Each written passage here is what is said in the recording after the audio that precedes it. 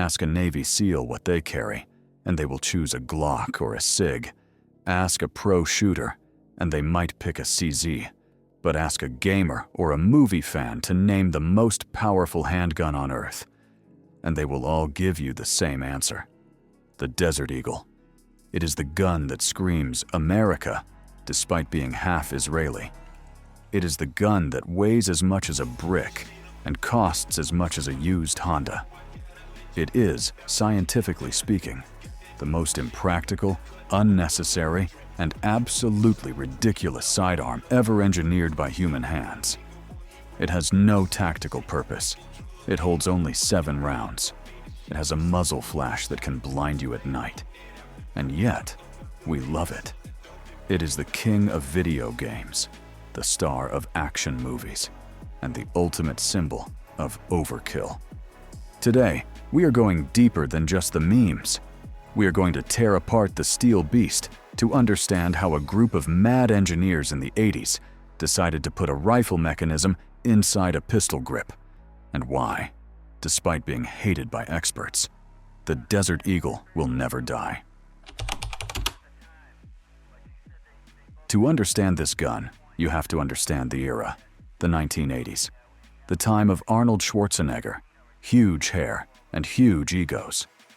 In 1979, 3 guys in Minneapolis founded a company called Magnum Research, Inc. Their names were Bernard White, Jim Skildum, and John Risdall. They weren't trying to build a military weapon. They had a different goal. They wanted to build the ultimate target pistol for silhouette shooting and big game hunting. They had a crazy idea.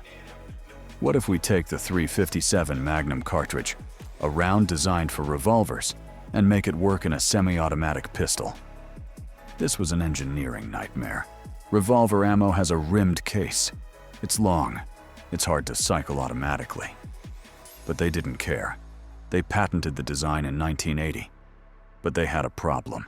They had the blueprints, but they couldn't build it perfectly. They needed a partner who knew how to make weapons of war. Enter Israel Military Industries, the guys who made the Uzi and the Galil. Magnum Research took their American dream to Israel, and EMI refined the design.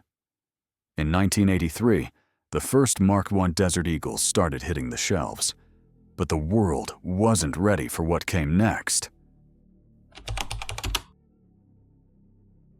This is where the Desert Eagle separates itself from every other pistol on the planet.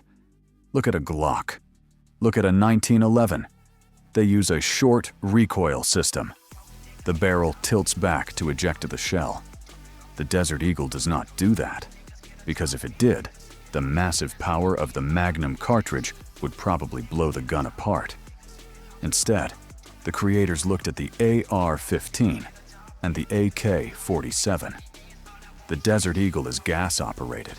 Yes, like an assault rifle. Here is how it works. When you fire, the bullet travels down the barrel. Before the bullet leaves, a tiny amount of expanding gas escapes through a small hole near the muzzle. This gas travels through a channel under the barrel to a piston. The piston kicks the slide back, and a rotating bolt unlocks the breech. That's right, a rotating bolt, just like an M16. This allows the Desert Eagle to have a fixed barrel. It doesn't move. This makes it incredibly accurate, more accurate than most shooters can handle. It is a masterpiece of mechanical engineering crammed into a handgun frame. But this complexity comes at a price. It makes the gun huge, heavy, and extremely sensitive to dirt. The legend truly began in 1988 with the .50 Action Express. This isn't just a bullet. It is 12.7 millimeters of anger, delivering 2,200 joules, 4 times the force of a standard 9mm.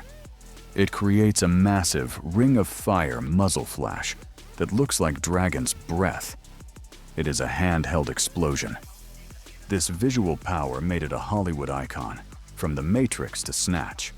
But Counter-Strike made it a god. The Deagle became the ultimate skill check, giving you sniper power in your pocket for just $700. So why do armies hate it? Because for war, it is terrible. It holds only 7 rounds, weighs 2 kilograms, heavier than a submachine gun, and jams if your grip isn't perfect. It is a heavy, expensive diva. Logically, the Desert Eagle is a failure, but we don't buy Ferraris for logic. We buy them for speed. The Desert Eagle is the Ferrari of firearms. It might be useless in a war zone, but on the range, it remains the absolute king.